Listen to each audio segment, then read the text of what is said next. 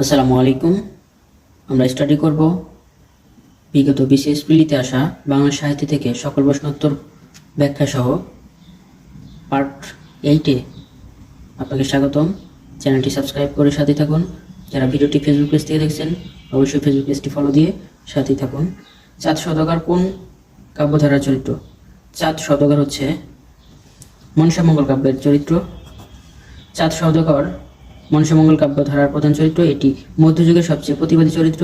মনসামঙ্গল কাব্যধারার অন্যান্য চরিত্র হচ্ছে দেবী মনসা, বেহুলা এবং লক্ষিন্দার।